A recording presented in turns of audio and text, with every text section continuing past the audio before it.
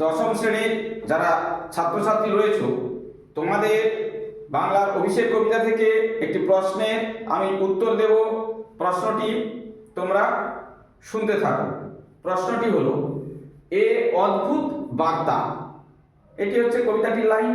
তো এখান থেকে প্রশ্নটি হবে কিরকম, অদ্ভুত বার্তাটি কি ছিল। তাহলে এই প্রশ্নের উত্তর দিতে গেলে আগে আমরা কি লিখবো না, উদ্ধৃত উক্তিটি মাইকেল মধুসূদন দত্তের অভিষেক কবিতা থেকে গৃহীত হয়েছে। এইবার প্রশ্নের উত্তর দেব। প্রশ্নটি কি না, অদ্ভুত বার্তা। এই অদ্ভুত বার্তাটি কি ছিল না, অদ্ভুত বার্তাটি এটি ছিল কি না, রামচন্দ্রকে আমি খণ্ড খণ্ড করে কেটে দিলাম। তো খণ্ড খণ্ড করে কাটার পরেও সে কি করে আবার বেঁচে গেল, এই বেঁচে যাওয়াটাই তার কাছে ছিল একটা কি অদ্ভুত বার্তা। বার্তা কথা বলতে গেলে সংবাদ। তুমি এ কি অদ্ভুত বার্তা, তুমি এ কি সংবাদ আমাকে শোনালে, আমি তাকে খণ্ড খণ্ড করে কাটিয়া ছিল, তবু আমার বেঁচে গেল। তো সে কি করে বাঁচলো, এইটাই ছিল তার কাছে কি একটা অদ্ভুত সংবাদ বা অদ্ভুত বার্তা। নিশ্চয় তোমরা বুঝতে পারলে।